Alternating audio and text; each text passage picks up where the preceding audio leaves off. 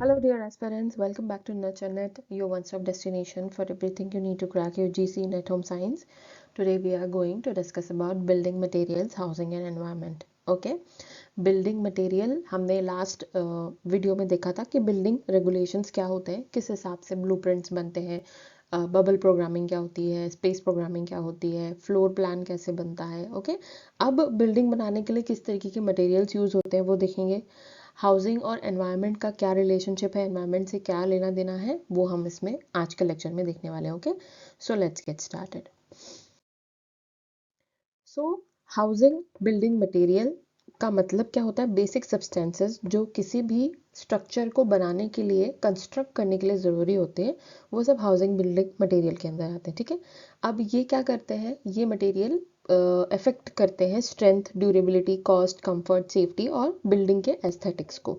Building material natural हो सकते हैं, मैन्युफैक्चरिंग हो सकते हैं, या जैसे कि मिट्टी होगी, मिट्टी हमें कहाँ से मिलती है? नेचर से मिलती है. ठीक है, तो दैट इज नेचुरल. और मैन्युफैक्चर्ड हो गया, जैसे कि ब्रिक्स बनती है, ईंटें बनती है, वो मैन्युफैक्चर्ड होती है. राइट. सो कंस्ट्रक्ट करने के लिए स्ट्रक्चरल या नॉन स्ट्रक्चरल कंपोनेंट्स, हाउस के कंस्ट्रक्शन के लिए यही मटेरियल्स यूज होते हैं. अब इसका इंपॉर्टेंस क्या है? Determine structural strength and stability of the building. Structural strength और स्टेबिलिटी बनाए रखना, बिकॉज स्ट्रक्चर किससे बना है? ऑब्वियस सी बात है कि बिल्डिंग मटेरियल से बना हुआ है, तो उसका स्ट्रेंथ पे भी डिपेंड करता है. ठीक है, मतलब आपने देखा होगा न्यूज़ चैनल में या फिर न्यूज़पेपर में आपने पढ़ा होगा कि पर्टिकुलर जगह पर जैसे पुल गिर जाता है, ब्रिज जो है वो कोलैप्स हो जाता है, या बिल्डिंग जो है वो कोलैप्स हो जाती है. ठीक है, तो डिपेंड्स अपॉन कि वो बिल्डिंग किस चीज़ से बनी हुई है. या तो हो सकता है कि वो कुछ टाइम पहले, 1-2 महीने पहले बनी हो और वो कोलैप्स हो गई है, जैसे मोस्टली ब्रिजेस के साथ में होता है. तो शायद से ब्रिज अच्छी क्वालिटी का नहीं बना है, उसका स्ट्रक्चरल स्ट्रेंथ और स्टेबिलिटी नहीं है. तो किस तरीके का मटेरियल यूज़ किया जाना चाहिए वो हम आगे देखेंगे. But it is important to select कि किस तरीके का बिल्डिंग मटेरियल है, तो क्योंकि स्ट्रेंथ और स्टेबिलिटी बनी रहे बिल्डिंग की. Influence durability and life span of the structure. ये ड्यूरेबिलिटी और लाइफ स्पैन का, स्ट्रक्चर का लाइफ स्पैन भी इन्फ्लुएंस करता है. Thermal comfort, insulation, sound insulation and safety. Obviously हम घर क्यों बनाते हैं? हम बाहर के वेदर से बचने के लिए, क्लाइमेट से बचने के लिए बिल्डिंग बनाते हैं, है ना. अगर बारिश आती है या फिर धूप बहुत तेज़ होती है और आंधी तूफान है, इन सब चीज़ों से बचने के लिए होता है. तो ये किस तरीके का मटेरियल यूज़ करते हैं उस पर भी डिपेंड करता है. Control construction cost and maintenance. यहाँ पर बजटिंग भी आती है, कॉस्ट मेंटेनेंस भी आता है. जिस तरीके का हम मटेरियल यूज़ करते हैं उस हिसाब से उसका कॉस्टिंग या मेंटेनेंस पड़ता है. Contribute appearance and aesthetic value. Appearance और एस्थेटिक वैल्यू भी इम्पॉर्टेंट है, बिकॉज जो हम फिनिशिंग करते हैं, कलरिंग जो करते हैं, लास्ट में जो फिनिशिंग होती है, वो भी यहाँ पर बिल्डिंग मटेरियल के अंदर ही आती है, और वो अपीयरेंस और एस्थेटिक वैल्यू डिसाइड करते हैं किसी भी बिल्डिंग की. Ensure stability and environmental safety. Stability और एनवायरमेंटल सेफ्टी बनाए रखना है कि कुछ ऐसे मटेरियल्स यूज़ करने हैं जो एनवायरमेंट के लिए सेफ हो. ठीक है, हार्मफुल मटेरियल्स नहीं होने चाहिए. अब टाइप्स ऑफ हाउस बिल्डिंग के मटेरियल क्या क्या, हाउस बिल्डिंग के लिए मटेरियल्स किस तरीके के यूज़ होते हैं, टाइप्स हम देख लेते हैं. तो सबसे पहले नेचुरल बिल्डिंग मटेरियल. ठीक है, नेचुरल मतलब कि डायरेक्टली जो हमें नेचर से मिला है, इसमें प्रोसेसिंग की ज़रूरत नहीं पड़ती है या फिर बहुत कम प्रोसेसिंग की ज़रूरत पड़ेगी. ठीक है, तो सबसे पहला है स्टोन, क्योंकि पत्थर हमें नेचर से मिलता है, पत्थर हम लेबोरेटरी में बना नहीं सकते हैं. राइट. तो स्टोन किस लिए यूज़ होता है? फाउंडेशंस के लिए यूज़ होता है, फ्लोरिंग के लिए यूज़ होता है, वॉल्स के लिए, क्लैडिंग के लिए भी यूज़ हो सकता है. यहाँ पर टाइप्स क्या होते हैं? ग्रेनाइट, मार्बल, सैंडस्टोन, लाइमस्टोन, ये सारे स्टोन्स हैं. आपने आई थिंक नाम सुने होंगे. अब मार्बल की अगर मैं बात करूँ तो example, Taj Mahal is made up of marble, and marble is what? It is a stone. ठीक है, सो स्टोन को कट करके या फिर उसको हम कह सकते हैं कि तराशना जिसको कहते हैं ना, कार्विंग होती है, जो कार्विंग करके हम यूज़ कर सकते हैं बिल्डिंग बनाने में. प्रॉपर्टीज़ क्या होती है इसकी? स्ट्रॉन्ग होता है, ड्यूरेबल होता है और फायर रेजिस्टेंस होता है. ठीक है, अब क्योंकि इसका काफ़ी कम इस्तेमाल होने लगा है, स्टोन कार्विंग बहुत कम होने लगी है, स्टोन से बिल्डिंग बनाना बहुत कम हो गया है. आपने देखा होगा कि जो पुराने जो बिल्डिंग्स होती थी ना, वो पुराने आर्किटेक्चर जो होता था वो स्टोन से बने होते थे. तो आप देखो कि वो अभी तक बने हुए हैं. स्टोन इतना ज़्यादा मजबूत होता है, इतना ड्यूरेबल होता है, इतने लंबे टाइम, सालों साल चलता है. एडवांटेज क्या है इसका, लॉन्ग लाइफ होती है, वेदर रेजिस्टेंस होता है, पत्थर को वेदर से कोई फर्क नहीं पड़ता, वेदर रेजिस्टेंस होता है ये। डिसएडवांटेजेस क्या होते हैं इसके, हैवी होता है इसका वेट और कॉस्ट हाई पड़ता है और डिफिकल्ट टू वर्क विथ होता है ये, है ना, क्योंकि पत्थर का क्या होता है कि बहुत ही प्रिसाइसली उसको कार्व करना होता है, अगर हम उसके साथ में काम कर रहे हैं प्रिसाइजली कट करना होता है और ये बड़ा मुश्किल होता है, ये हर कोई नहीं कर सकता, इसीलिए ये इसके साथ में एक बहुत बड़ा डिसएडवांटेज है। फिर है टिम्बर, टिम्बर वुड है एक तरीके का, ये डोर्स विंडोज के लिए, फर्नीचर, रूफिंग, फ्लोरिंग, इन सब चीज़ों के लिए यूज़ होता है। हार्ड वुड भी आता है, सॉफ्ट वुड भी आता है, हार्ड वुड में टीक और ओक आते हैं, सॉफ्ट वुड में पाइन आता है। प्रॉपर्टीज़ क्या है, लाइट वेट होता है, वर्केबल है और गुड इंसुलेशन देता है। इंसुलेशन यानी कि यहाँ पर इलेक्ट्रिसिटी और हीट की बात हो रही है, ठीक है, हीट और इलेक्ट्रिसिटी बहुत जल्दी नहीं पकड़ता वुड, है ना। एडवांटेज क्या है, एस्थेटिक अपील देता है, रिन्यूएबल रिसोर्स है, रिन्यूएबल रिसोर्स यानी कि ये बार बार यूज़ किया जा सकता है ना, अगर ख़राब हो जाए तो उसे दोबारा यूज़ किया जा सकता है। Susceptible to termites, moisture and fire, अगर टर्माइट्स है, मॉइस्चर है तो कई बार उससे डिसएडवांटेज होता है, आपने देखा होगा अगर आपके घर में कहीं पर लकड़ी का कोई फर्नीचर होता है तो वहाँ पर दीमक लग जाते हैं, टर्माइट्स आर दीमक, ठीक है, दीमक लग जाती है, मॉइस्चर आ जाता है तो या तो जो प्लाई या फिर जो वुड, जिस जिस भी चीज़ से वो आपका फर्नीचर बना होता है वो फूल जाता है, लकड़ी फूल जाती है ना, तो मॉइस्चर की वजह से फायर भी पकड़ सकता है, ठीक है, डिपेंडिंग अपॉन किस तरीके की लकड़ी है। फिर है clay, clay use in bricks, tiles and earthen construction, ठीक है, इससे क्ले यानी कि मिट्टी जो होती है वो ब्रिक्स बनाने के काम आती है, टाइल्स में यूज़ होती है और अर्दन कंस्ट्रक्शन में यूज़ होती है, और भी बहुत सारे कंस्ट्रक्शन जो होते हैं वो। प्रॉपर्टीज इसकी ये है, plastic when wet, hard when fired, मतलब अगर इसको गर्म टेम्परेचर पे रखा गया इसको तो ये हार्ड हो जाती है, ठीक है, मिट्टी हार्ड हो जाती है, और जब गीली होती है तो प्लास्टिक की तरह काम करती है कि आप किसी भी इसको टेक्सचर में या किसी भी स्ट्रक्चर में इसको ढाल सकते हैं आप। फिर एडवांटेजेस है, इजीली अवेलेबल है, इकोनॉमिकल है, सस्ती पड़ती है, इकोनॉमिकल है काफ़ी। डिसएडवांटेजेस का है कि लो टेंसाइल स्ट्रेंथ होती है, ठीक है। देन कम्स मैन्युफैक्चर्ड या आर्टिफिशियल बिल्डिंग मटेरियल, जो कि बनता है, ठीक है, और ये नेचुरल प्रोसेस से नहीं आता है, इस मटेरियल को प्रोड्यूस करना पड़ता है, बनाना पड़ता है। सबसे पहला है ब्रिक, अब ब्रिक को बर्न्ड क्ले और फ्लाई ऐश से बनाया जाता है, ठीक है, मिट्टी और जो ऐश, मतलब कि अगर कोई सब्सटेंस जलाएंगे तो ऐश निकलेगा, तो कुछ कचरा सब्सटेंस जला करके ऐश बना के और फिर उससे ब्रिक बनाई जाती है। अब ये वॉल्स और पार्टीशंस के लिए यूज़ होती है, ज़्यादातर दीवारें बनाने के लिए ब्रिक्स यूज़ होती है। ये गुड कंप्रेसिव स्ट्रेंथ की होती है और फायर रेजिस्टेंस होती है, अच्छी स्ट्रेंथ मिल जाती है इससे, और फायर रेजिस्टेंस भी होती है, इतनी जल्दी आग नहीं पकड़ती है। And types, burn bricks, fly ash bricks, hollow bricks यानी कि अंदर से जो खाली रहती है उस तरीके की ब्रिक्स भी मिल जाती हैं, ठीक है। सीमेंट आता है, सीमेंट बाइंडिंग मटेरियल होता है जो कि इन्हीं ब्रिक्स को बाइंड करता है, जोड़ता है साथ में, क्योंकि अगर ये गीला रहता है तो चिपकता नहीं, जब ये सूख जाता है तो अच्छी तरीके से बाइंड हो जाता है, चिपक जाता है। टाइप्स क्या होते हैं, ऑर्डिनरी पोर्टलैंड सीमेंट होता है, रैपिड हार्डनिंग सीमेंट होता है, प्रॉपर्टीज इसकी हाई स्ट्रेंथ है और ड्यूरेबिलिटी बहुत अच्छी होती है, लंबे टाइम तक चलता है, जल्दी खराब नहीं होता। फिर आता है कंक्रीट, कंक्रीट मिक्सचर होता है सीमेंट, सैंड, एग्रीगेट और वाटर का, ठीक है। हम जो आपने अगर नोटिस किया होगा तो जो वर्कर्स होते हैं आपके घर में, अगर कहीं काम कर रहे हो, आपने किसी दूसरे घर में देखा हो तो वो सीमेंट को मिक्स करते हैं रेत के साथ में, है ना, पानी के साथ में, रेत के साथ में मिक्स करते हैं, वो क्या कह रहा था, कंक्रीट बनता है, ठीक है। ये used in foundation, slabs, beams और कॉलम्स, जो बीम्स और कॉलम्स बनते हैं, मतलब जो फाउंड हम जिसको कहते हैं पिलर्स बनते हैं, जब घर बनाया जाता है तो मेन जो पिलर्स रखे जाते हैं, बीम्स उनको बोला जाता है, वहां पर इसको यूज किया जाता है, क्योंकि वो बहुत स्ट्रांग होना चाहिए ना, वो अगर टूट गया तो पूरा घर टूट जाएगा, इसीलिए। टाइप्स क्या होते हैं, प्लेन सीमेंट कंक्रीट होता है, पीसीसी जिसको कहा जाता है, और रीइंफोर्स्ड सीमेंट कंक्रीट होता है जिसको आरसीसी कहा जाता है। ये स्ट्रॉन्ग होता है, वर्सेटाइल होता है, फायर रेजिस्टेंस होता है। फिर आती है steel, steel reinforcement and structural framework, ठीक है, स्ट्रक्चरल फ्रेमवर्क मेन स्टील की वजह से ही होता है, बीम्स जो लगते हैं, स्लैब्स जो लगते हैं वो स्टील के ही लगते हैं, सिर्फ और सिर्फ ब्रिक, सीमेंट और कंक्रीट पर काम नहीं होता है, ठीक है। हाई टेंसाइल स्ट्रेंथ है, डक्टिलिटी है, advantage durable, recyclable, okay, durable, सालों साल चलेगा, आपकी बिल्डिंग गिर जाएगी शायद से, बट स्टील जो है वो एज इट इज़ बीम्स जो है वो खड़ी की खड़ी रहती है। तो मतलब आप उस पर दोबारा से वापस उसको बनवा सकते हैं, अपना घर वापस तोड़ के बनवा सकते हैं सेम बीम पर।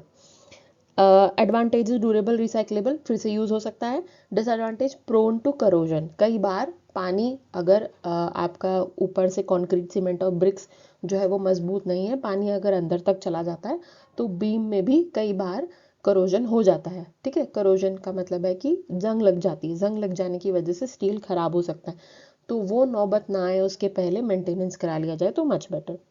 फिर है ग्लास। ग्लास ज़्यादातर विंडोज़ और डोर्स पार्टीशंस के लिए यूज़ होते हैं, ज़्यादातर विंडोज़ के लिए यूज़ होते हैं, डोर्स बहुत कम जगह पर, ऑफिस एंड ऑल में ज़्यादातर डोर्स जो होते हैं वो ग्लास के होते हैं। फ्लोट ग्लास आता है, टेम्पर्ड ग्लास आता है, लैमिनेटेड ग्लास आता है, अलग अलग टाइप्स की ग्लासेस है। प्रॉपर्टी है इसकी, ट्रांसपेरेंट होता है, विद रेसिस्टेंस होता है, बट बहुत ज़्यादा इसके साथ बहुत ध्यान से काम करना होता है। ठीक है, ये इसका डिसएडवांटेज होता है ग्लास, क्योंकि टूटने फूटने के चांसेस ज़्यादा होते हैं। Then comes plastic. Plastic use होता है पाइप, फिटिंग, पैनल, फिनिशेस। ठीक है, जहाँ पर भी फिटिंग्स और पाइप्स की बात होती है वहाँ पर प्लास्टिक्स यूज़ किए जाते हैं, क्योंकि ये लाइट वेट होता है और करोजन रेजिस्टेंस होता है, मतलब यहाँ पर जंग नहीं लग सकती प्लास्टिक में, इसीलिए और दूसरा प्लास्टिक जो होता है वो व्हाट वी से is bad conductor of electricity ना, तो फिटिंग्स और पाइप्स में अगर इलेक्ट्रिसिटी ना आए तो मच बेटर, इसलिए प्लास्टिक प्लास्टिक यूज़ किया जाता है। एडवांटेजेस, लो कॉस्ट है, इजी मेंटेनेंस है। अब मॉडर्न और इको फ्रेंडली बिल्डिंग मटेरियल की बात करते हैं। ठीक है, जो कि ज़्यादातर लोग अब अवेयर हो रहे हैं और अपने घर में चाह रहे हैं कि ये सारी चीज़ें वो इनकलकेट करें, लेकर के आएँ। ठीक है, फर्स्ट है fly ash bricks, made from industrial waste. Fly ash का मतलब है जो वेस्ट निकलता है इंडस्ट्रियल वेस्ट, उससे बनाए जाते हैं। इको फ्रेंडली होता है, लाइट वेट होता है, गुड थर्मल इंसुलेशन होता है इसका। ठीक है, गुड थर्मल इंसुलेशन यानी कि हीट बहुत जल्दी कैच नहीं करता है, गर्म नहीं होता है ना। तो दीवारों, अगर आप बहुत गर्म जगह पर अगर रहते हैं जहाँ पर टेम्परेचर जो है हमेशा से ज़्यादा होता है, तो उस एरिया में इसको यूज़ किया जा सकता है जहाँ पर थर्मल इंसुलेशन की ज़रूरत हो। ठीक है, then comes AC blocks, autoclaved aerated concrete, ये भी लाइट वेट होता है, प्रीकास्ट ब्लॉक्स होते हैं, ये भी थर्मल और साउंड इंसुलेशन प्रोवाइड करते हैं और स्ट्रक्चरल लोड को रिड्यूस करते हैं। ठीक है, स्ट्रक्चरल लोड को रिड्यूस यानी कि अब क्या हो रहा है कि हमने बहुत सारी चीज़ें, हमने सीमेंट भी यूज़ किया है, ब्रिक्स भी यूज़ किया है, कंक्रीट भी यूज़ किया है, बहुत सारी चीज़ें यूज़ की, तो लोड बढ़ जाता है स्ट्रक्चरल। बट यहाँ पर आप AAC, autoclaved aerated concrete use करें। ठीक है, ये ब्लॉक्स होते हैं एक्चुअली में, तो अलग से आपको एक ही ब्रिक में फिर सीमेंट और कंक्रीट और दोनों तीनों चीज़ें लगाने की ज़रूरत नहीं पड़ती है। फिर आता है bamboo. Bamboo is natural, renewable, sustainable material होता है, हाई स्ट्रेंथ होती है इसकी, वेट रेश high strength to weight ratio high होता है इसका, और लो कॉस्ट हाउसिंग और इंटीरियर्स में यूज़ किया जा सकता है। आपने देखा होगा कि ज़्यादातर लोग जो है विंडोज़ की जगह पर बम्बू यूज़ करते हैं। ठीक है, तो वो काफ़ी अच्छा, रूम जो है वो ठंडा भी रहता है और लो कॉस्ट भी पड़ता है, और इसका क्योंकि नेचुरल भी है इसलिए लोग ज़्यादातर इसका यूज़ कर रहे हैं। रिसाइकल्ड मटेरियल आता है। ठीक है, रिसाइकल्ड मटेरियल यानी कि recycled steel, glass, plastic, reduce environmental impact, ये एनवायरमेंटल इम्पैक्ट को रिड्यूस करता है। अब हम क्लासिफिकेशन देखेंगे हाउसिंग बिल्डिंग मटेरियल का। हमने कितने टाइप्स के मटेरियल थे वो सब हमने देख लिए है ना। तो अब हम थोड़ा सा देखेंगे कि क्लासिफिकेशन कैसे किया गया है, बिल्डिंग मटेरियल का सिस्टमेटिक ग्रुपिंग कर दी गई है। एक्चुअली में टाइप्स बहुत सारे अनगिनत है। आई थिंक इसमें से मैंने बहुत सारे अभी नहीं किए होंगे, जो हो सकता है आपको पता हो कि मैंने नाम नहीं लिया है जिनका। बट अगर क्लासिफाई करने के लिए जाएं उनके परफॉर्मेंस के हिसाब से, फंक्शन के हिसाब से, सोर्सेज के हिसाब से, तो अलग अलग तरीके से क्लासिफाई करके हम इसको इजीली याद कर सकते हैं और पता भी चल जाएगा हमें किस लिए, क्या इसका फंक्शन है, कैसे यूज होता है। तो सबसे पहला फंक्शन बेस्ड ऑन सोर्स होता है, जो हमने पीछे भी देखा। ठीक है, नेचुरल मटेरियल और आर्टिफिशियल मटेरियल। ठीक है, सो नेचुरल मटेरियल में आ गया वही हमारा स्टोन, टिम्बर, क्ले, सैंड, जो कि नेचुरली हम ऑब्टेन करते हैं नेचर से। कैरेक्टरिस्टिक्स ये होता है इसका कि एनवायरमेंटल फ्रेंडली हो जाता है। ठीक है, लोकली अवेलेबल हो जाता है, बहुत ज़्यादा कॉस्टिंग भी नहीं पड़ती है इसकी। हाँ, स्टोन की कॉस्टिंग ज़्यादा पड़ती है अगर आप मार्बल और ग्रेनाइट लिए जाएंगे तो, बट स्टिल मिट्टी, सैंड एंड ऑल, इसके लिए कॉस्टिंग काफ़ी कम लगती है और ट्रेडिशनल यूज़ होता है। ठीक है, तो फाउंडेशंस के लिए, वॉल्स के लिए, रूफिंग के लिए, फिनिशेस के लिए, इन सब चीज़ों के लिए यूज़ होता है। Then comes artificial. आर्टिफिशियल में जैसे हमने डिस्कस किया, bricks, cement, concrete, steel, glass, plastic, ये सारी चीज़ें आ जाती हैं। ये यूनिफॉर्म क्वालिटी देता है, ठीक है, कंट्रोल्ड स्ट्रेंथ, मास प्रोडक्शन, बहुत ज़्यादा प्रोडक्शन की अगर ज़रूरत है, जैसे कोई बहुत बड़ी बिल्डिंग बन रही है, बहुत लाइन से बिल्डिंग, जो बिल्डर लोग जैसे करते हैं, लाइन से बहुत सारे घर बनाने हैं, बिल्डिंग बनानी है, तो उनके लिए ये ज़्यादा बेटर होता है ना, क्योंकि ये कंट्रोल स्ट्रेंथ, मास प्रोडक्शन के लिए इंपॉर्टेंट है और यूनिफॉर्म क्वालिटी देता है, कहीं पर बड़ा कहीं पर छोटा। पत्थर तो कैसा, स्टोन अगर यूज़ करें तो कहीं बड़ा कहीं छोटा होता है, फिर उससे मेहनत भी डबल लगती है, बट यहाँ पर ज़रूरत नहीं पड़ती, अपने हिसाब से सेट किया जा सकता है। अब ये मॉडर्न कंस्ट्रक्शन में बहुत ज़्यादा यूज़ होता है स्ट्रक्चरल फिनिशिंग वर्क के लिए।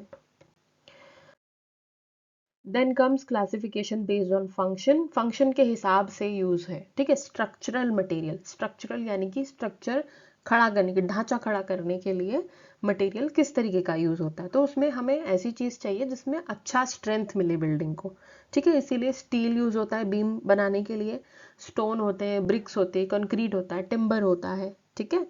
और हाँ, फिर उसके बाद उसका यूज़ कहाँ कहाँ होता है, अलग अलग जगह, जैसे बीम्स बनाने के लिए स्टील यूज़ होता है, कॉलम्स बनाने के लिए, स्लैब्स बनाने के लिए स्टील यूज़ होता है, लोड बियरिंग वॉल्स वॉल्स बनाने के लिए ब्रिक्स यूज़ होता है, कंक्रीट यूज़ होता है, इस तरीके से।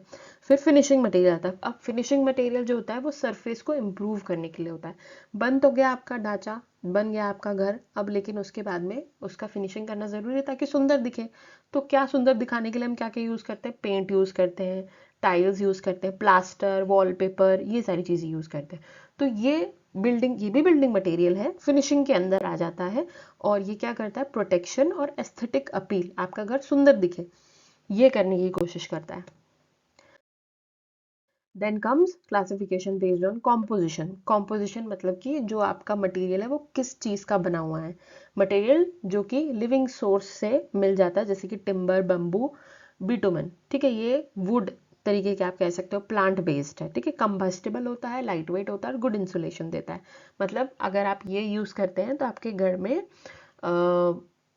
आग लगने के चांसेस कम है, और दूसरी सॉरी हीट रेजिस्टेंस है, और टिम्बर है क्योंकि आग लगने के चांसेस है, और गुड इंसुलेशन, बहुत जल्दी व्हाट वी से इज करंट नहीं पकड़ेगा, है ना, ये है। फिर इनऑर्गेनिक मटेरियल के अंदर क्या क्या आता है, स्टोन, ब्रिक, सीमेंट, जो भी मैन मेड है वो सारा कुछ इनऑर्गेनिक के अंदर है, ठीक है। इनऑर्गेनिक है, नॉन कंबस्टिबल होता है, अगर आप इनको जलाओगे तो ये नष्ट नहीं होगा, ठीक है। ड्यूरेबल और स्ट्रॉन्ग भी होता है। फिर classification based on durability. Durability मतलब कि कौन सी चीज़ कितना लंबा चल सकती है, ठीक है, किसकी ड्यूरेबिलिटी अच्छी होती है। तो ड्यूरेबल मतलब long lasting durable material, non durable, durable मतलब long lasting, resistance to weather and wear, ठीक है। तो स्टोन, स्टील, कंक्रीट, ये लंबे टाइम तक चलते हैं और इनको वेदर से इतना ज़्यादा इफेक्ट नहीं पड़ता। वही जो छोटे टाइम के लिए चलते हैं, जिनको वेदर से तुरंत इफेक्ट पड़ जाता है, वो वुड और मड होते हैं। मड धुल जाता है, मिट्टी तो धुल जाती है, चली जाती है, ठीक है। वुड जो है वो पानी के मॉइस्चर थोड़ा सा लग गया तो वो फूल जाता है, साइज उसका बड़ा हो जाता है। Then comes classification based on use in construction. Construction में क्या यूज है, ठीक है। बेसिक कंस्ट्रक्शन यूज के लिए सीमेंट, ब्रिक्स, स्टील, एग्रीगेट्स, ठीक है, ये वही चीज़ आ गई कि कौन सा स्ट्रक्चरल और कौन सा फिनिशिंग में आ जाता है। बट यहाँ पर 3 पार्ट में डिवाइड कर दिया गया है, ठीक है। इसको आप उससे कंपेयर करके पढ़ सकते हो, इसका क्लासिफिकेशन एक बता सकते हो, कोई प्रॉब्लम नहीं है। तो बेसिक कंस्ट्रक्शन में जो मेन स्ट्रक्चर बनाने के लिए बाइंडिंग मटेरियल, मतलब होल्ड करने के लिए चीज़ों को, जैसे कि व्हाट वी से इज जो ब्रिक्स है उसको होल्ड करने के लिए सीमेंट की जरूरत पड़ती है ना, तो वो बाइंडिंग मटेरियल हो गया, ठीक है। फिर इंसुलेटिंग मटेरियल आ जाता है, इंसुलेटिंग थर्मल और साउंड प्रूफ बनाने के लिए ग्लास वूल आ जाता है, कोर्क आ जाता है, फोम आ जाता है, ये सारी चीज़ें यूज होती हैं। फिर classification based on environmental impact. Environment का क्या इम्पैक्ट पड़ता है, conventional material, widely use, traditional material, ठीक है। ट्रेडिशनल मटेरियल मतलब बहुत लंबे टाइम तक के लिए जो चल रहे हैं, पहले से चलते आ रहे हैं। बर्न्ड ब्रिक्स हो गया, ब्रिक्स हर घर में यूज होती है, ठीक है। सीमेंट, स्टील, घर इसी से ही बनता है, लोग समझते हैं। बट अब आप देखो कि धीरे धीरे करके लोगों को पता चल रहा है सस्टेनेबल लो एनवायरमेंटल इम्पैक्ट की तरफ बढ़ रहे हैं, इको फ्रेंडली मटेरियल भी यूज कर रहे हैं, जैसे फ्लाई ऐश ब्रिक्स हो गए, बम्बू हो गया, रिसाइकल्ड मटेरियल हो गया, ठीक है। अब ये मेन है 7th वाला part, classification on building material on the basis of costing. ठीक है, अभी तक जितना भी मटेरियल हमने पढ़ा हम उनका कॉस्टिंग के हिसाब से देखेंगे, क्या सस्ता पड़ता है क्या महंगा पड़ता है। सो लो कॉस्ट बिल्डिंग मटेरियल जो इकोनॉमिकल होते हैं, ठीक है, लोकली अवेलेबल हो जाते हैं, इजीली मिल जाते हैं, अफोर्डेबल होते हैं। ठीक है, अगर कोई लो इनकम ग्रुप का पर्सन अपना घर बनाना चाहता है तो क्या ज़रूरी है कि वो उसको सामान ही ना मिले, क्योंकि सब इतना कॉस्टली नहीं, सस्ता भी पड़ेगा ना कुछ। ठीक है, तो ये इजीली अवेलेबल होता है मार्केट में, सिंपल कंस्ट्रक्शन टेक्निक्स से इसको इजीली इस मटेरियल को यूज़ किया जा सकता है, लो इन्वेस्टमेंट लगता है, पैसा ज़्यादा खर्चा करने की ज़रूरत नहीं पड़ती है, और मास और रूरल हाउसिंग के लिए ये बहुत अच्छा होता है। तो एग्जाम्पल क्या है, mud and stabilize soil blocks. ठीक है, रूरल वॉल्स मतलब रूरल एरिया में जो यूज़ होता है वहाँ पर मड स्टेबलाइज्ड सॉइल ब्लॉक्स इस तरीके की चीज़ें यूज़ होती है। ठीक है, फ्लैश ब्रिक्स वही हो गई कि वेस्ट जो निकला है उससे बनी हुई, तो काफ़ी इकोनॉमिकल होती है, सस्ती पड़ती है, वॉल कंस्ट्रक्शन भी बहुत इससे सस्ता पड़ जाता है। बम्बू आ जाता है, ठीक है, कंट्री टाइल्स आ जाती है, low cost roofing, lime mortar आ जाता है, चूना जिसको कहा जाता है ना, चूने से भी बहुत सारे लोग क्या होता है नॉर्मल पेंट ना लेकर के जो रूरल एरियाज में अभी भी लोग चूना ही पेंट करते हैं अपने घरों में। ठीक है, आप टच करोगे तो हाथ में ऐसा वाइट वाइट सा आ जाता है। ठीक है, so that is also an alternative, good alternative for plastering. अब इसके एडवांटेजेस और लिमिटेशंस के एडवांटेजेस ये है कि अफोर्डेबल होता है, एक्सेसिबल होता है। ठीक है, लोकल रिसोर्सेज मतलब कि बहुत आसानी से मिल जाता है, ऐसा नहीं कि बहुत ढूंढना पड़ता है, सब जगह मिल जाता है, और इन्वायरमेंट फ्रेंडली भी काफ़ी होता है। लिमिटेशंस ये है कि थोड़ी सी इसकी ड्यूरेबिलिटी जो होगी वो कम होगी सारे बाकी उनसे, और इसको प्रॉपर ट्रीटमेंट और मेंटेनेंस चाहिए। ठीक है, टाइम टू टाइम अगर ध्यान रखा जाए कि कहीं से कोई छोटा सा वियर एंड टीयर अगर कुछ हो रहा है, कहीं से कुछ प्रॉब्लम आ रही है, तो उसको तुरंत ठीक कर दिया जाए, तो मेंटेनेंस थोड़ा सा यहाँ पर ज़्यादा लगता है। फिर आता है मीडियम कॉस्ट बिल्डिंग मटेरियल। अब मीडियम कॉस्ट है तो कॉस्ट बैलेंस है, बजट के अंदर है, मीडियम इनकम ग्रुप वाले जो लोग हैं, मिडिल इनकम ग्रुप वाले जो लोग हैं वो इसको ले सकते हैं। मॉडरेट इनिशियल कॉस्ट रहता है, अच्छी स्ट्रेंथ और परफॉर्मेंस देता है, और अर्बन मिडिल इनकम हाउसिंग में बहुत सूटेबल होता है। तो यहाँ पर एग्जाम्पल आ जाता है बर्न क्ले ब्रिक्स का वॉल कंस्ट्रक्शन के लिए, सीमेंट कंक्रीट आ जाता है स्ट्रक्चरल वर्क के लिए, टिम्बर आ जाता है डोर्स और विंडोज के लिए, और सिरेमिक टाइल्स आ जाती हैं फ्लोरिंग के लिए। ठीक है, एडवांटेज है इसका, रिलायबल है, ड्यूरेबल है, लंबे टाइम तक चलेगा और गारंटी के साथ मिलेगा, वाइडली एक्सेप्टेड इन कंस्ट्रक्शन है, इजी अवेलेबिलिटी है, जो कि हर घर में लोग यूज़ करते हैं, इसी को यूज़ करते हैं। देन हाई कॉस्ट बिल्डिंग आ जाती है। अब यहाँ पर क्या होता है, हाई कॉस्ट बिल्डिंग मटेरियल वो लोग यूज़ करते हैं जिनको बहुत ज़्यादा लग्जूरियस घर चाहिए होता है, उनके एस्थेटिक्स बहुत हाई होते हैं। ठीक है, जैसे और अगर कोई बहुत ही अच्छा कैफ़े खुल रहा है, रेस्टोरेंट खुल रहा है, then they go for high cost building material. इसमें बहुत ही इनिशियल इन्वेस्टमेंट हाई होता है। ठीक है, अच्छा सब चीज़ों में प्रीमियम क्वालिटी चाहिए। ठीक है, सुपीरियर फिनिश और अपीयरेंस चाहिए, पूरा का पूरा अपीयरेंस फिनिश पर डिपेंड करता है, लॉन्ग लाइफ और मिनिमम मेंटेनेंस होती है यहाँ पर, मतलब हमें यहाँ पर मेंटेनेंस का ज़्यादा ध्यान नहीं रखना पड़ता, लॉन्ग लाइफ चलता है। मार्बल और ग्रेनाइट हो गया प्रीमियम फ्लोरिंग और क्लैडिंग के लिए। ठीक है, स्टील एल्यूमिनियम हो गया, यहाँ पर एडवांस स्ट्रक्चर और फ्रेम सिस्टम के लिए स्टील एल्यूमिनियम यूज़ होता है। टेम्पर्ड ग्लास होते हैं इंटीरियर मॉडर्न पैकेज के लिए, दरवाजे खिड़कियाँ बनाने के लिए टेम्पर्ड ग्लास यूज़ होते हैं। ठीक है, डिज़ाइनर फिनिश होती है, डेकोरेटिव इंटीरियर रखा था, इंटीरियर वॉलपेपर लगाया जाता है, टेक्सचर बनाया जाता है, या पेंटिंग भी करवा सकते हैं डिपेंडिंग अपॉन। एडवांटेज है इसका कि हाई ड्यूरेबिलिटी है, एस्थेटिक वैल्यू मिलती है, प्रॉपर्टी वैल्यू बहुत एनहेंस हो जाती है, बढ़ जाती है। ठीक है, लो मेंटेनेंस की ज़रूरत पड़ती है, यहाँ पर बार बार चीज़ें चेक करने की ज़रूरत नहीं होती है, काफ़ी लंबे टाइम तक चल रहा है, क्योंकि बहुत महंगा सामान है तो गारंटी वारंटी के साथ ही आता है। फिर एक्सपेंसिव है, हाँ पैसे बहुत लगते हैं, और टोटल कंस्ट्रक्शन कॉस्ट भी बहुत बढ़ के आता है।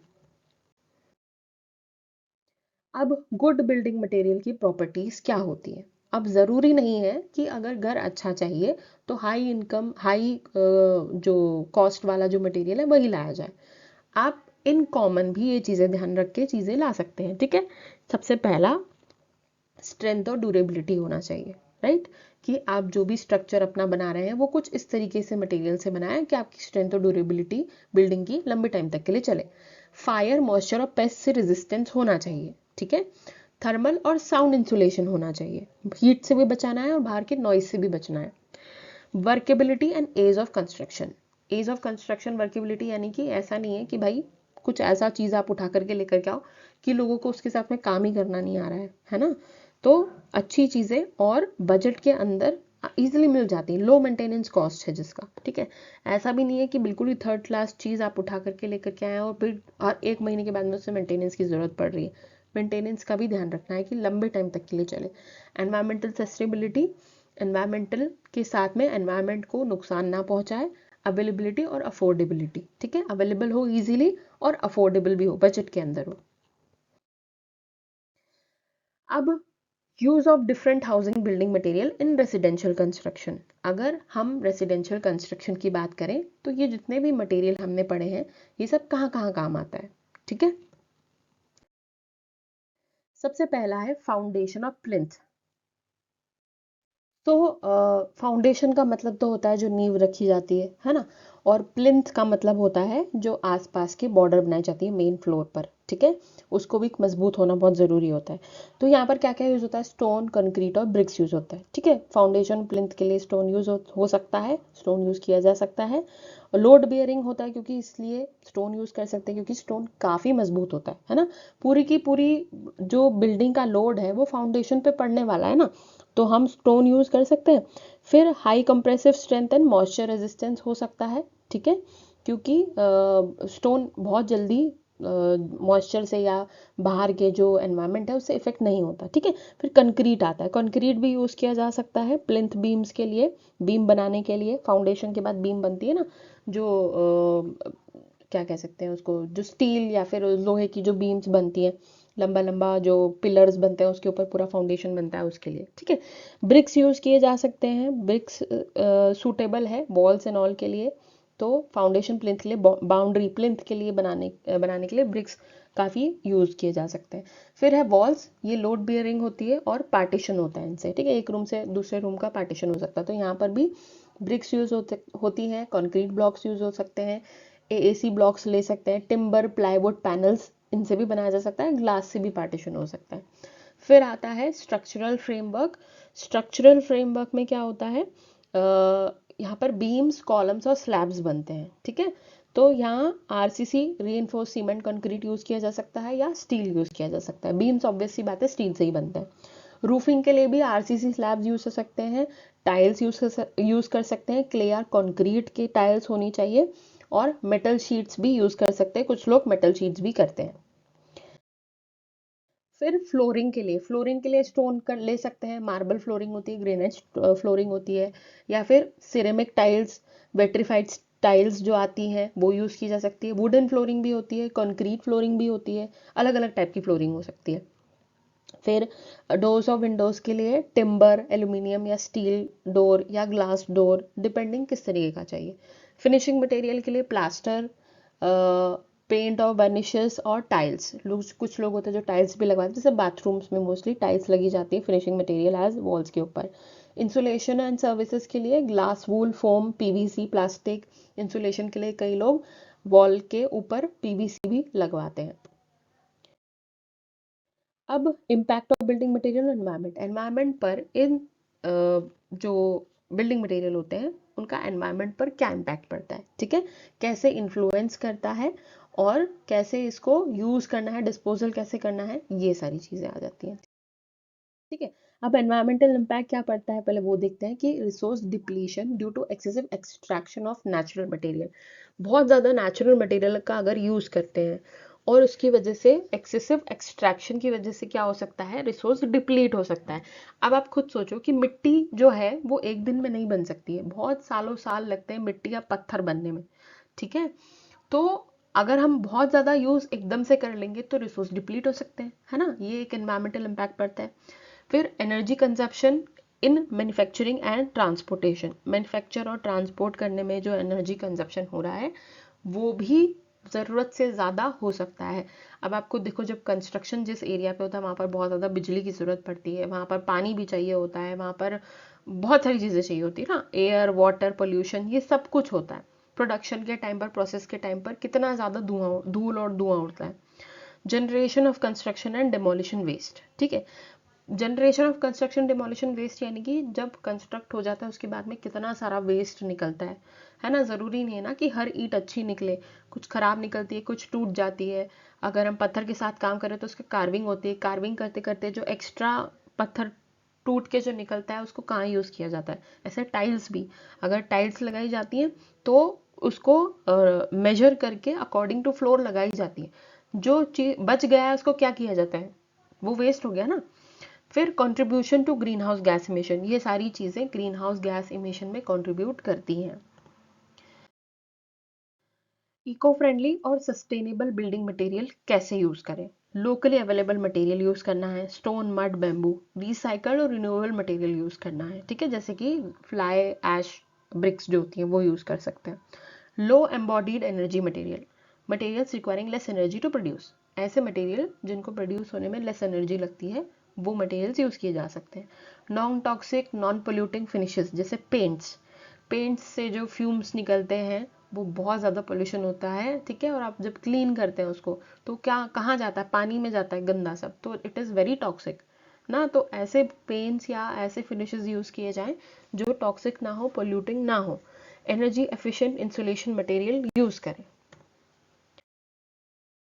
ग्रीन रेटिंग सिस्टम, ये इंपॉर्टेंट टॉपिक है, इससे रिलेटेड क्वेश्चंस आए हैं नेट में, इसीलिए ध्यान से सुनना। ग्रीन रेटिंग सिस्टम इवेलुएट करता है किसी भी बिल्डिंग को based on their environmental performance और सस्टेनेबिलिटी, मतलब कि आपकी बिल्डिंग एनवायरमेंट को नुकसान तो नहीं पहुंचा रही है, ये चेक करना का काम होता है ग्रीन रेटिंग सिस्टम का। ओके, सो ऑब्जेक्टिव्स क्या हैं। सबसे पहला, प्रमोट करना है एनर्जी और रिसोर्स एफिशिएंसी को, ठीक है, एनर्जी और रिसोर्सेज का एफिशिएंटली यूज़ हो। सस्टेनेबल कंस्ट्रक्शन प्रैक्टिसेस हो ताकि कंस्ट्रक्शन जो है आपका वो लंबा चले, मेंटेनेंस कम लगे, आने वाली पीढ़ी यूज़ कर सके और पोल्यूशन उससे ना हो ताकि दूसरों को तकलीफ ना पहुंचे। Reduce environmental impact of building, अगर बिल्डिंग की वजह से किसी भी तरीके से एनवायरमेंट को नुकसान पहुंच रहा है उस इम्पैक्ट को कम करना है और ऑक्यूपेंट हेल्थ और कंफर्ट को इम्प्रूव करना है, क्योंकि जो चीज़ एनवायरमेंट को नुकसान पहुंचा सकती है वो वही हेल्थ किसी ऑक्यूपेंट के हेल्थ और कंफर्ट को भी तो नुकसान पहुंचा सकती है, तो ये भी ध्यान रखना जरूरी है। मेजर ग्रीन रेटिंग सिस्टम कौन कौन से हैं। सबसे पहला है LEED, leadership in energy and environmental design. Then ग्रीहा, green rating for integrated habitat assessment, इससे रिलेटेड क्वेश्चन आया है। BEE star rating for building, ये भी इंडिया का है। की असेसमेंट क्राइटेरिया क्या होते हैं। पहले साइट प्लानिंग और land use, energy efficiency, water conservation, material selection, indoor environmental quality, waste material, इन सारे क्राइटेरिया के ऊपर असेसमेंट होता है। ये सारी चीज़ें चेक करी जाती हैं, ठीक है, सिर्फ साइट और बिल्डिंग चेक नहीं होता, एनर्जी एफिशिएंसी, वाटर कंजर्वेशन, पानी कहीं पॉल्यूट तो नहीं हो रहा है, इंडोर क्वालिटी क्या है, एनवायरमेंटल क्वालिटी क्या है, इंडोर एयर की क्वालिटी क्या है, मटेरियल आपने कैसा सिलेक्ट किया है और वेस्ट मैनेजमेंट आपने कैसे किया है। अब एनर्जी एफिशिएंसी बिल्डिंग्स में कैसे करी जा सकती है, ठीक है, एनर्जी एफिशिएंसी यानी कि एनर्जी को सही तरीके से यूज करना है और रिड्यूस करना है एनर्जी कंजप्शन को और मेंटेन करना है कंफर्ट और फंक्शनैलिटी को। सबसे पहले methods, climate responsive building design होनी चाहिए, ठीक है, क्लाइमेट रिस्पॉन्सिव यानी कि क्लाइमेट के हिसाब से इंसुलेशन प्रॉपर, ठीक है, proper insulation of walls and roofs, वही नेक्स्ट पॉइंट वही आ गया। Energy efficient lighting and appliances, energy बचे और आपको मैक्सिमम लाइट मिले, ठीक है, तो इसके लिए सबसे बेस्ट है कि भाई अब लोग बहुत ज़्यादा सोलर पैनल्स यूज़ करने लगे हैं, है ना, use of renewable energy sources, solar panels, क्योंकि यहाँ पर क्या हो रहा है, एनर्जी बच रही है और जो सोलर एनर्जी हमें मिल रही है उससे काम चल रहा है हमारा। नेचुरल वेंटिलेशन और day lighting, efficient HVAC, heating ventilation and air conditioning system, ठीक है, बहुत से लोग अंदर का एयर क्वालिटी को बेटर करने के लिए एयर कंडीशनिंग तो लगा लेते हैं, बट उससे एनवायरनमेंट को कितना ज़्यादा इम्पैक्ट पड़ रहा है ना, ओजोन लेयर डिप्लीट होती है एयर कंडीशन यूज़ करने से, बिकॉज क्लोरोफ्लोरोकार्बन रिलीज करता है वो, ठीक है, तो एफिशिएंट चीज़ों का यूज़ करना है, एयर कंडीशनिंग को अपने हिसाब से और एफिशिएंट तरीके से करना है। अब एनर्जी ऑडिटिंग आती है। एनर्जी ऑडिटिंग यानी कि कैसे एनालाइजेशन होगा, कैसे चीज़ें चेक होगी कि बिल्डिंग आपका सही है नहीं है, ठीक है। एनर्जी ऑडिटिंग एक सिस्टमैटिक इवैल्यूएशन होता है एक बिल्डिंग की एनर्जी का उसका यूज़ कैसे हो रहा है और अपॉर्चुनिटीज़ फॉर कंजर्वेशन को आइडेंटिफाई करके बताया जाता है कि आप ऐसा करो। ठीक है, ऑब्जेक्टिव क्या है इसका? एनालाइज करना एनर्जी कंजप्शन पैटर्न को, आइडेंटिफाई करना कि कहाँ एनर्जी वेस्ट हो रही है, और फिर उनको सजेस्ट करना cost effective energy saving measures. तो दो तरीके से एनर्जी ऑडिट हो सकता है। सबसे पहला है प्रिलिमिनरी ऑडिट, बेसिक असेसमेंट है, क्विक और रिकमेंडेशन, जल्दी से चेक होकर के जल्दी से रिकमेंडेशन दे दिया जाता है। डिटेल्ड ऑडिट में क्या होता है? बहुत ही डीप एनालिसिस होता है, डेप्थ में जाकर के टेक्निकल इवेल्युएशन होता है, हर एक चीज़ को टेक्निकल तरीके से चेक किया जाता है। स्टेप्स क्या होते हैं एनर्जी ऑडिटिंग के? डाटा कलेक्शन होता है, ठीक है, एनर्जी यूज का डाटा कलेक्शन हमने किया। इंस्पेक्शन होता है इक्विपमेंट्स और सिस्टम का। फिर एनालिसिस किया जाता है और उसके बाद में रिकमेंडेशन जो है या इम्प्लीमेंटेशन प्लान दे दिया जाता है कि मैंने ये इम्प्लीमेंटेशन प्लान बनाया है, अब आप इसको अपना यूज करो ताकि आप एनर्जी को एफिशिएंट तरीके से यूज कर पाओ। अब इंडाइसेस क्या होते हैं? इंडोर कंफर्ट के, ठीक है, इंडोर कंफर्ट यानी कि घर में रह के, अब घर के बाहर की बात तो हमने कर ली, एनवायरनमेंट की बात कर ली हमने, घर के अंदर का एनवायरनमेंट भी तो इम्पोर्टेंट है ना। तो इंडोर कंफर्ट की अगर बात आती है तो कौन कौन सी चीज़ें, कौन कौन से इंडाइसेस हैं जो ध्यान में रखने पड़ते हैं? ठीक है, visual, acoustic, atmospheric, psychological factors, ये आते हैं। तो ये क्या है और कैसे इन इंडाइसेस को कंट्रोल किया जा सकता है, मेजर किया जा सकता है, वो हम देखते हैं।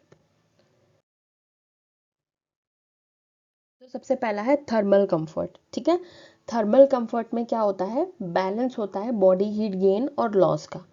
मतलब कि यहाँ पर जो अंदर का टेम्परेचर है उसकी बात हो रही है, टेम्परेचर, ह्यूमिडिटी और एयर मूवमेंट, इन सारी चीज़ों की बात हो रही है, ठीक है। तो टेम्परेचर जो है, एयर टेम्परेचर जो है वो क्या होना चाहिए घर के अंदर का? अगर समर्स है तो 20 से 24 डिग्री सेल्सियस तक होना चाहिए, ठीक है।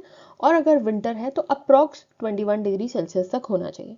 जनरल कंफर्ट रेंज जो होती है वो 21 से 27 डिग्री सेल्सियस तक होती है। सरफेस टेम्परेचर, अब सरफेस टेम्परेचर का मतलब है यहाँ पर वॉल्स, फ्लोर और सीलिंग की हम बात करें, इन सरफेसेस की बात करें तो ये 2 से 3 डिग्री सेल्सियस तक होना चाहिए। Should not differ from air temperature by more than 2 to 3 degree Celsius. मतलब कि जो नॉर्मल टेम्परेचर है उससे थोड़ा सा 2-3 डिग्री सेल्सियस ऊपर नीचे रहेगा। फिर रिलेटिव ह्यूमिडिटी मतलब कि यहाँ पर ह्यूमिडिटी रूम के अंदर या फिर घर के अंदर जो है वो कितनी होनी चाहिए? आइडियल 40 से 50% है। अगर 30 से 65% भी, मतलब 40 से नीचे आती है 30 तक, और अगर 50 से ऊपर जाती है 65% तक तो भी एक्सेप्टेबल रहता है। फिर आता है एयर मूवमेंट। एयर मूवमेंट यानी कंफर्टेबल, जो आप खिड़की दरवाजे आपने लगाए हैं वहाँ पर प्रॉपर एयर मूवमेंट होना चाहिए, ठीक है। बिल्कुल ही हवा अंदर बाहर जाने के लिए अगर जगह नहीं बची है तो फिर एक्सेस कॉजेज ड्रॉट्स, ठीक है। फिर ऐसा लगेगा घुटन जैसा महसूस होता है ना हमको, ना हवा आ रही ना कुछ आ रहा है, वो नहीं होना चाहिए। तो कंफर्टेबल रेंज होती है वो 0.25 से 1.02 मीटर पर सेकेंड होता है।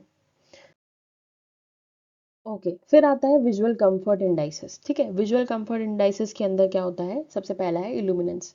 इल्यूमिनेंस का मतलब है कि घर के अंदर लाइट जो है वो कितनी होनी चाहिए, ठीक है। तो डिपेंड करता है किस तरीके का टास्क चल रहा है, आप क्या कर रहे हैं। अगर ओरिएंटेशन है, नॉर्मल है, आपका मान लो लिविंग रूम है, अभी वहाँ कोई बैठा नहीं है, तो 200 लक्स, LX मतलब होता है लक्स, इल्यूमिनेंस को जो यूनिट होता है इल्यूमिनेंस का वो होता है लक्स, ठीक है। सो 200 लक्स जो ओरिएंटेशन है नॉर्मल, अगर घर की लाइटिंग है तो 200 लक्स आप रख सकते हैं। रीडिंग या ऑफिस वर्क अगर कर रहे हैं तो 500 लक्स होना चाहिए। और वहीं अगर फाइन टास्क है, कुछ महीन काम हो रहा है, कुछ बारीक सा कुछ काम हो रहा है बहुत ही ज़्यादा, जिसमें बहुत मशीन या फिर किसी चीज़ पर आप काम कर रहे हैं तो 1500 लक्स होता है, ठीक है। फिर आता है day light factor. Day light factor में क्या होता है? अब यहाँ पर अभी आपने इंटरनल जो लाइटिंग्स है उसकी बात कर ली है, अब डे लाइट फैक्टर मतलब बाहर से जो लाइट आती हैं उनकी बात हो रही है। तो मिनिमम 1% रेसिडेंशियल रूम्स के लिए और वर्क रूम्स के लिए 2% तक जा सकता है, ठीक है। मतलब 2% जो है डे लाइट फैक्टर रखना है कि भाई इतना जो है रोशनी वो बाहर से आनी चाहिए। फिर आता है colour rendering index. Colour rendering index का मतलब होता है कि यहाँ पर जो कलर यूज़ किया गया है दीवारों पे उससे कितना ज़्यादा रिफ्लेक्शन आ रहा है, ठीक है, वो कितना ज़्यादा इंटेंस रिफ्लेक्ट कर रहा है। तो मिनिमम वैल्यू 90 होती है फॉर एक्यूरेट कलर परसेप्शन। ठीक है, 90 डिग्री तक रिफ्लेक्शन आना चाहिए, चाहे वो सीलिंग हो चाहे वो दीवारें हो। फिर आता है quality criteria, uniform lightning, glare control, clear outside view. ये क्वालिटी क्राइटेरिया होता है। ठीक है, यूनिफॉर्म लाइटनिंग यानी कहीं कम ज़्यादा नहीं। अगर एक एरिया है जहाँ पर आप अपने सारे टास्क करते हैं या ऑफिस वर्क करते हैं, तो वहाँ पर आप कम ज़्यादा लाइट नहीं रख सकते, एक जैसी लाइट होनी चाहिए। ठीक है, ये ध्यान में रखना है। फिर आता है अकॉस्टिक कंफर्ट इंडाइसेस। ठीक है, परमिसिबल नॉइज या रिवर्बरेशन टाइम या इम्पैक्ट साउंड कंट्रोल। ठीक है, परमिसिबल नॉइज यानी कि लिविंग रूम के अंदर कितना हमने इंसुलेशन की बात करी थी कि भाई इंसुलेटेड दीवारें होनी चाहिए कि नॉइज बाहर के अंदर ना आ सके। तो लिविंग रूम के हिसाब से 30 से 40 decibel, D B is decibel, ये चल सकता है। वही अगर हम थिएटर्स की बात करें तो अप्रॉक्स 25 डेसिबल होना चाहिए, क्योंकि अंदर मूवी चल रही होती है, बाहर का नॉइज अगर अंदर आएगा तो मूवी सुनाई नहीं देगी किसी को और लोग पसंद भी नहीं करेंगे। ठीक है, फिर आता है रिवर्बरेशन टाइम। रिवर्बरेशन टाइम का मतलब है कि जो साउंड है वो कितनी जल्दी नीचे आ रहा है। ठीक है, अगर कोई बहुत ही ज़्यादा हाई डेसिबल पर कोई म्यूज़िक अगर बज रहा है तो कितनी जल्दी वो नीचे आता है, ये रिवर्बरेटिंग टाइम होता है। ये हाउसेस के लिए नहीं होता, ये ज़्यादातर जो सिनेमा हॉल्स होते हैं या म्यूज़िक हॉल्स होते हैं जहाँ पर कोई प्रोग्राम चल रहा होता है वहाँ की बात होती है। ठीक है, तो 0.8 सेकेंड्स है स्पीच के लिए और 1.7 से 2.1 सेकेंड्स है म्यूज़िक हॉल के लिए, मतलब इतना टाइम लगता है उसको नीचे आने में। फिर impact sound control, use floating floors, soft covering. ठीक है, साउंड कंट्रोल के इम्पैक्ट को कैसे बढ़ाया जा सकता है या कम किया जा सकता है, ये फ्लोटिंग फ्लोर्स और सॉफ्ट कवरिंग से हम कंट्रोल कर सकते हैं। Okay, then comes atmospheric comfort या इंडोर एयर क्वालिटी। ठीक है, AIAQ, indoor air quality. So यहाँ पर अंदर जो घर के अंदर जो एयर क्वालिटी है उसके ऊपर बात हो रही है। ठीक है, तो कार्बन डाइऑक्साइड का कंसंट्रेशन 0.10% से ज़्यादा एक्सटेंड नहीं होना चाहिए। एज अ ह्यूमन बींग हम क्या करते हैं, ऑक्सीजन इनहेल करते हैं, कार्बन डाइऑक्साइड एक्सहेल करते हैं। अगर कार्बन डाइऑक्साइड ज़्यादा हो जाए एयर में तो आप इनहेल क्या करोगे, ऑक्सीजन रहेगा नहीं ना, इसीलिए। सो 0.10% तक ही कार्बन डाइऑक्साइड कॉन्सेंट्रेशन होना चाहिए। फ्रेश एयर सप्लाई जो है वो 20 से 40 मीटर पर आवर पर पर्सन या अप्रॉक्स 32 मीटर क्यूब पर आवर आइडियल, ये भी हो सकता है। ठीक है, 32 तक जा सकता है, 20 से 40 होना चाहिए। वेंटिलेशन 2 से 3 एयर चेंजेस पर आवर, मतलब कि वेंटिलेशन प्रॉपर होना बहुत ज़रूरी है। 2 से 3 बार या तो आप उसे खुला रखें या खोलें जिससे कि एयर अंदर बाहर हो सके। Pollutant control, VOCs and harmful material को यूज़ नहीं करना है। ठीक है, VOCs का मतलब होता है वॉलेटाइल ऑर्गेनिक कंपाउंड्स। अब है स्पेशल और साइकोलॉजिकल कंफर्ट। स्पेशियल यानी यहाँ पर स्पेस की बात हो रही है। ठीक है, स्पेस के हिसाब से स्पेस जो है वो कैसे साइकोलॉजिकल इफेक्ट करता है, तो सीलिंग हाइट है। ठीक है, हाई सीलिंग जो होती है वो प्रमोट करती है ओपननेस को। हाई सीलिंग अगर होती है तो रूम जो है वो बड़ा दिखता है। ठीक है, लो सीलिंग थोड़ा सा कन्फाइन लगता है, ऐसा लगता है कि छोटा सा एरिया है, आप ऐसा डब्बे में बंद हो गए, ऐसा फील होता है। जोनिंग, ऑर्गेनाइज्ड स्पेस अगर होती है तो एफिशिएंसी इंप्रूव हो जाती है और स्ट्रेस भी रिड्यूस हो जाता है। हमने जोनिंग के बारे में लास्ट क्लास में पढ़ा था, उसमें मैंने आपको बताया था कि कैसे जोनिंग होती है ना। सो एग्जाम्पल बताती हूँ, रिलेशनशिप के साथ में अगर किचन और डाइनिंग हॉल साथ में होता है तो ये स्ट्रेस रिड्यूस करता है। ठीक है, बहुत ज़्यादा मूवमेंट नहीं होगा, इजीली अप्रोचेबल होगा। ठीक है, इसलिए राइट जोनिंग बहुत इंपॉर्टेंट है। फिर biophilic element, plants improve mood and air quality. Biophilic element मतलब आप अपने घर में पेड़ पौधे रख सकते हैं तो एयर क्वालिटी बढ़ जाती है। कुछ ऐसे इंडोर प्लांट्स होते हैं जो कि एयर प्यूरिफायर का काम करते हैं, so we can use that. फिर है आर्गोनोमिक कंफर्ट। आर्गोनोमिक कंफर्ट या आर्गोफिट, ये पर्सन के एंथ्रोपोमेट्री पर डिपेंड करता है। मतलब जैसे हमने पहले भी इस पे बात करी थी जो लास्ट क्लास में भी, कि 5th percentile for reach and 95th percentile for clearance. यानी कि अगर नॉर्मल पर्सन है, हाइट जो है उसकी वो 5 5 5 या 5 से तक जाती है, तो उसके लिए 5, उसकी हाइट से 5th परसेंटाइल तक सीलिंग होना चाहिए या रीच जो है उस हिसाब से होना चाहिए।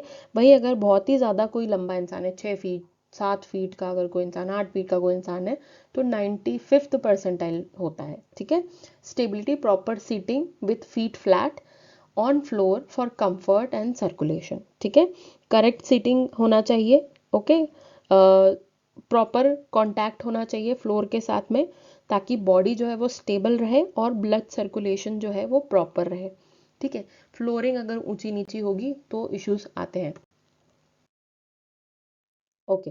सो ये टॉपिक यहीं पर खत्म होता है। थोड़े से क्वेश्चंस देखते हैं इससे रिलेटेड कैसे आते हैं। सो फर्स्ट क्वेश्चन जून 25 के पेपर से लिया है। Which of the following is not a primary parameter of indoor environmental quality which affects the comfort of an occupant inside a building. ठीक है। इंडोर एनवायरमेंटल क्वालिटी के अंदर, मतलब कि यहाँ पर इंडाइसिस की बात हो रही, कंफर्ट इंडाइसिस की बात हो रही। ठीक है।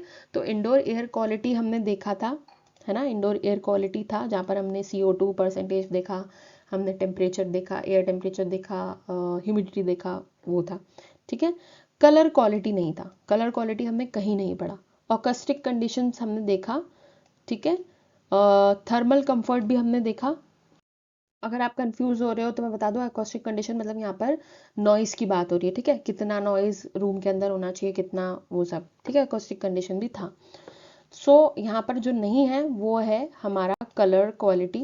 तो सेकंड हमारा आंसर होना चाहिए कलर क्वालिटी इज करेक्ट। ठीक है। प्राइमरी पैरामीटर जो है वो कलर क्वालिटी नहीं है। देन कम्स सेकेंड क्वेश्चन दिसंबर 23 के पेपर से। ग्रीहा स्टैंड्स फॉर, ग्रीहा का फुल फॉर्म क्या है? Green ranking for integrated housing assessment, green rating for integrated habitat assessment, green rating for international housing analysis, green rating for international habitat analysis। Analysis नहीं था, assessment था। Housing assessment है या habitat assessment है? Habitat assessment है। ठीक है। Check करते हैं। Habitat assessment. ठीक है। ग्रीहा stands for green rating for integrated habitat assessment. ठीक है। India's green building rating system है जो इवेलुएट करता है एनवायरमेंटल परफॉर्मेंसेस को। वही चीज़ जो हमने देखा है ना, एनर्जी एफिशिएंसी, वाटर कंजर्वेशन, इन सब चीज़ों के ऊपर काम करता है। क्वेश्चन नंबर 3 दिसंबर 22 के पेपर से लिया है। The quality of air in indoors is indicated by. Indoor quality air को हम किससे इंडिकेट करेंगे? ठीक है। एयर क्वालिटी पे बात हो रही है तो टेम्परेचर आएगा। ठीक है। इल्यूमिनेंस नहीं आएगा क्योंकि लाइट की बात नहीं हो रही है। ह्यूमिडिटी आएगा, रेट ऑफ मूवमेंट भी आएगा। ठीक है। और रेडिएंट हीट भी आएगा क्योंकि हीट से भी एयर क्वालिटी इफेक्ट होता है। तो आंसर होना चाहिए हमारा ACDE। ACDE है करेक्ट है। ठीक है। क्वेश्चन नंबर 4 दिसंबर 22 के पेपर से लिया है। Arrange the steps of conducting energy audit of a building. अगर एनर्जी ऑडिट होता है किसी भी बिल्डिंग का तो उसके स्टेप्स अरेंज करनी है। ठीक है। तो सबसे पहले क्या होगा?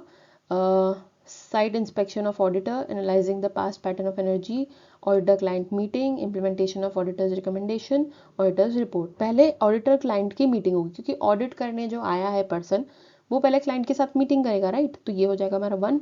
ठीक है। उसके बाद में वो ऑडिटर क्या करेंगे, उनको लेकर के जाएंगे इंस्पेक्शन करने के लिए। ठीक है। तो इंस्पेक्शन होगा, फिर एनालाइज होगा पास पैटर्न। ठीक है। वो पीछे भी चेक करेंगे कि उनसे पूछेंगे कि आपने कैसे एनर्जी का यूज़ किया है, क्या किया है। ठीक है। उसका पूरा एनालाइज करेंगे, देखेंगे कि भाई कहाँ कहाँ कैसे कैसे यूज़ हुआ है। ठीक है। उसके बाद में फिर आएगा हमारा ऑडिटर्स रिपोर्ट। ठीक है। फिर ये सब करके ऑडिटर एक रिपोर्ट बनाएगा, एनालाइज करके उसे रिपोर्ट बनाना है ना। ठीक है। रिपोर्ट बना करके वो क्या करेगा, वो फिर डॉक्यूमेंट या रिपोर्ट जो भी उसने बनाया है वो देगा फिर वो क्लाइंट को। ठीक है। कि अब ये मेरा इम्प्लीमेंटेशन है, ये मेरा रिकमेंडेशन है, अब आप इसको यूज़ करो। ठीक है। इम्प्लीमेंटेशन ऑफ ऑडिटर्स रिकमेंडेशन ये लास्ट है। तो आंसर होना चाहिए हमारा A CA फर्स्ट वाला है। ठीक है।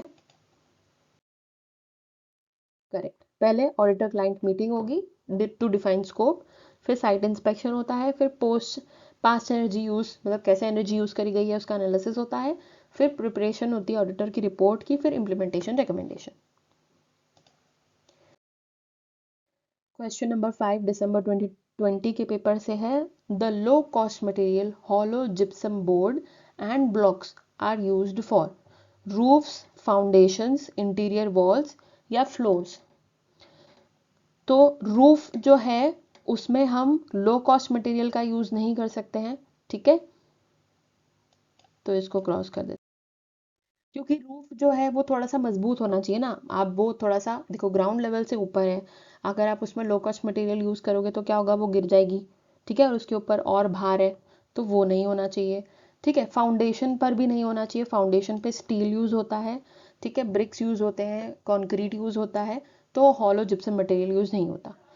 इंटीरियर वॉल्स में कर सकते हैं, बट लोग ये भी चाहते हैं कि भाई हमें अच्छा क्वालिटी का मिले, बट लो कॉस्ट मटेरियल कहीं कहीं जिप्सम बोर्ड यूज किया जाता है, ठीक है, ब्लॉक्स यूज किए जाते हैं। फिर फ्लोर्स आ गया, फ्लोर में भी यूज नहीं होता, ठीक है, फ्लोर का टूटने के चांसेस बढ़ जाते हैं, बिकॉज फ्लोर के ऊपर तो भाई पूरा फाउंडेशन है, सब कुछ है, ठीक है। तो इंटीरियर वॉल्स में ये low cost gypsum board use किए जा सकते हैं, ठीक है, या ब्लॉक्स यूज किए जा सकते हैं, बिकॉज वॉल्स कैसा है, पार्टीशंस के लिए अगर सिर्फ यूज होता है तो इसको यूज किया जा सकता है। तो आंसर जो है हमारा वो इंटीरियर वॉल है, ठीक है।